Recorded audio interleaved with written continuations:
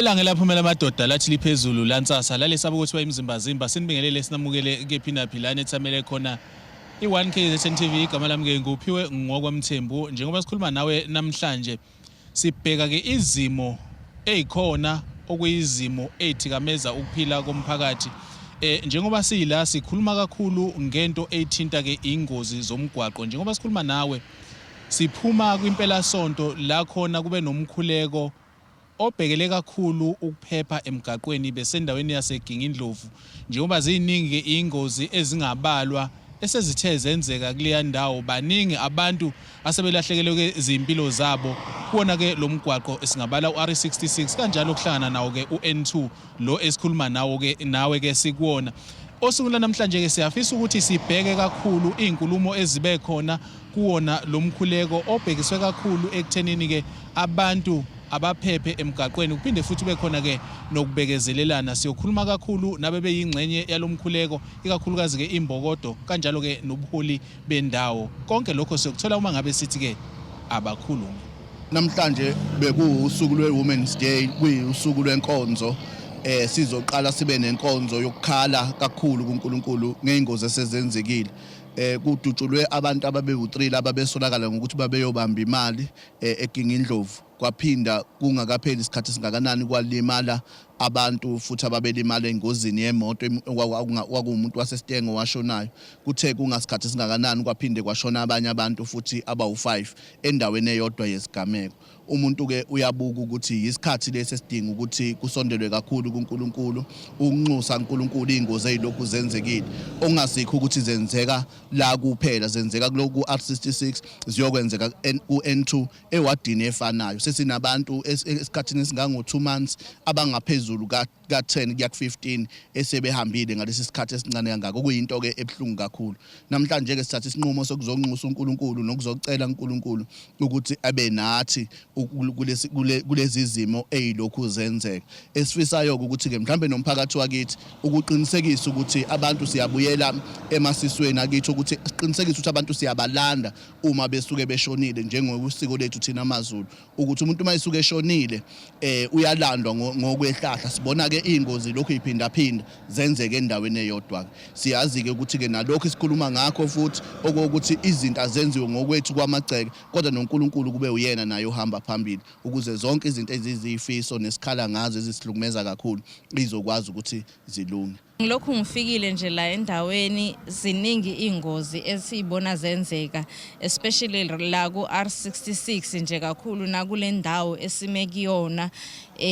ukhansela njengoba besechazile ingozi ezenzakalayo nalapha ku N2 kakhulu futhi mawususe eMategulu Bridge so nakhona bekukhulekwa nje kuleli sonto nje leli sonto kuyakhulekwa ukubaleka komkhuleko ke siyamthemba ke kakhulu uNkulunkulu singumphakathi waseDokodweni maningi amathuna asekhandwe ilomgwaqo oR66 kusuka nje la kuze kuyoshaya ishowe siyamthemba uNkulunkulu ukuthi njengoba sikhuleka and uNkulunkulu usizwile nezwe elifundiwe umfundisi wethu uthi okhokho bethu bakholwa ukuthi mase bekhuleka uNkulunkulu bazwile so nathi ke ingakho besinaloko ukukholwa ukuthi uma ngabe sizomnxusa uNkulunkulu so uNkulunkulu uzosizwa uyasizwa nje futhi ukuthi uthini so siyabonga nje ukuthi usizwile sibonga kakhulu abahleli bale ukuthi sizokhuleka la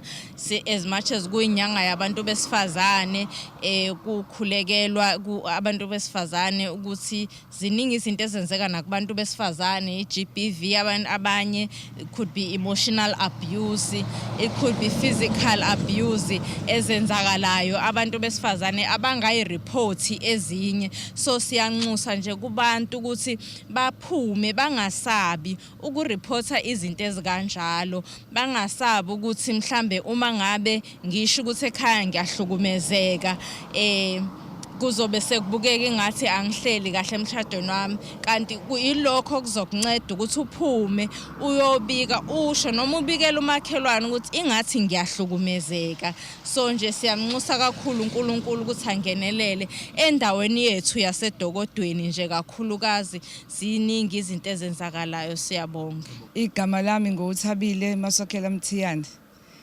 nguhlalo weGingindlovu Ministries Fraternal. Njengoba silana sizokhuleka ngenxa yezimo esibhekana nazo. Njengoba ikhansela selichazile ukuthi kunengozi eziningi eziba khona la emgaqweni, akuzona zodwa ingozi, sisanda kudlulelwa intombazanyana eyatholakala esimobeni ifile. Kwaphinda futhi kwazoba ukudlwengulwa kweingane okukhona kule ndawo. So sithe njengabantu besifazane ake sisukume sizokhuleka, sizokhala uNkulunkulu uthi uNkulunkulu asizwele kukona konke lokho okwenzakalayo. Siyabonga nje lolu suku uthi uNkulunkulu ahloniphe ngalo, sikwazi ukuthi sizohlangana siyabantu besifazane, sizobubula nje, sizokhala uNkulunkulu. Siyabonga kumasipala okuyena osichasile, siyabonga ukhansela wethu osebenza ngalendlela eyogijimayo kuyona yonke indawo, ukhansela uShelembe, bese sibonga kakhulu kubaba uMntambo owuhlalo wethu weGMF la eGingindlovu Dokodweni. Siyabonga kakhulu, nani siyabonga ukuthi nibe khona nizoma kanye nathi kule ndawo. Siyabonga mbukeli ke ngempela ke isimo lesi esingagwinyise amathe, isimo esingabekezeleleki, ikakhulukazi ke ingozi okuyizona eqhubeka nokuthi ke zenzeke kuzona ke zonke indawo zesifundazwe, kuyona yonke imigwaqo yesifundazwe. Esinxusa kakhulu kumdali ukuthi ke akehlise ke umoya wakhe ngempela ke ewehliseleke kubantu bakhe ukuze kube khona ke ukuphepha kuzona zonke ke indawo. Asiphinde futhi ke siqhubeke sithole ke amanye amazwi esithe sawathola usuku lanamhlanje. Sisaqhubeka khona lapho sithi ke abakhulumi ubheka inkosi Mntambo khona la endaweni yaseDokodweni, ongusihlalo wenhlangano yabafundisi ebizwa ngeGingindlovu Ministers Fraternal, nophinde ke ebekuphiko leCPF endaweni osekela sihlalo kwiCPF.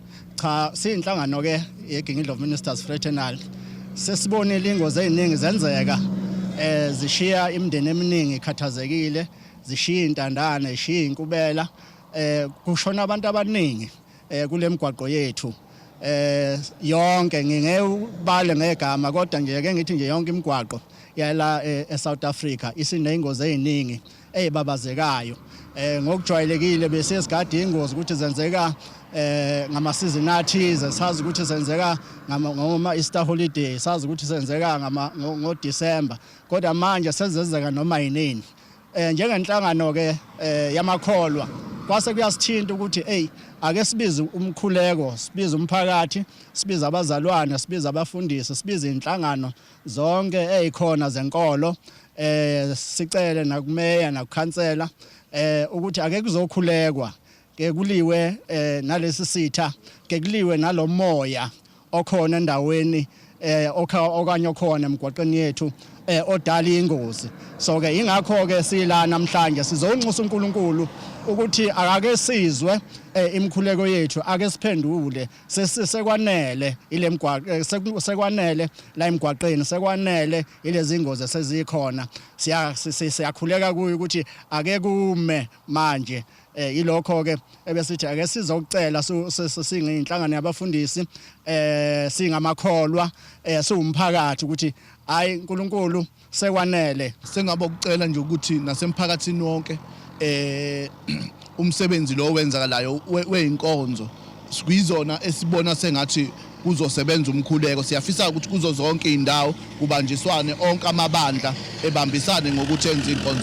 Okunye mhlambe umuntu afisa ukudlulisa ingozi nje leyenzeke ebridge number lapha ku freeway, kube ingozi nathi imphakathi esikhala kakhulu ngayo ukuthi bekune truck kasimende ebebethatha kuyo lapha abantu, umuntu wagcina abantu bewela umgwaqo kwaze kwaphazamiseka nalabo abanye abantu, ngoba nakho lokho kudala inkinga kakhulu emphakathini. Siyafisa ukuthi nabantu ake beyeke ukuthi makukhona itruck esemgaqweni inenkinga behambe beyoyivimba, ngoba leyo nto iyasiphoxa kakhulu emphakathini.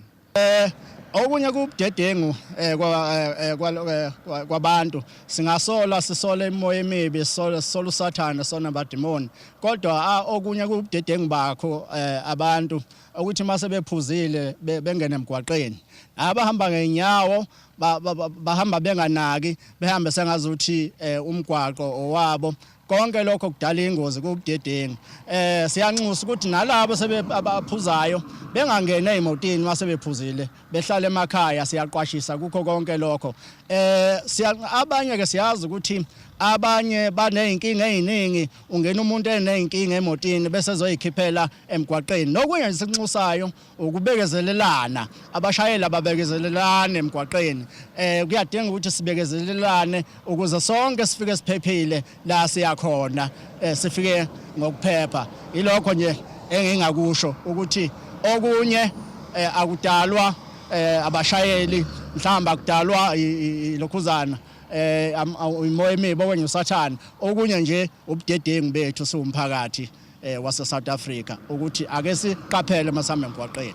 Mbukeli ke ngempela sifike la khona siliguqisa khona ke uhlelo, kodwa ngaphambi ukuthi siliguqise asisho sithi ke ngempela siyafisa ukuthi iqhubeke ibe khona imikhuleko efana nalena, ekakhulukazi ke okuyimikhuleko esuke inxusa kumdali, esuke inxusa kuNkulunkulu ukuthi ngempela ke abantu abakwazi ukubekezelelana emgwaqweni bethathe izinqumo okuyizona ezilungile, ngoba kwesinye isikhathi ingozi emgwaqweni zenziwa izinqumo thina ke esizithathayo ngokubukela mhlawumbe ibanga esuke silihamba noma esilihambile, nendlela yokuestimate ukuthi imoto kuyiyona oyilandelayo kumbe ozohlana nayo uyokwazi ukuthi ufike kuqala ngaphambi ukuthi ifike la mhlawumbe kufanele ukuthi ujike khona uyithole kungasenzeki lokho. Izimo ke lezi othola ukuthi zenzeka zisuke zidalwe yithina ngenxa yokungakwazi ke ukubekezela. Siyafisa ukuthi ube khona ukubekezelelana ke emgwaqweni ukuze kuzoba khona ke ukuphepha. Asibonge kakhulu umbukeli ukuthi ke ube ingxenye yalolu hlelo okusukela ekuqaleni kuze kushayile isikhathi.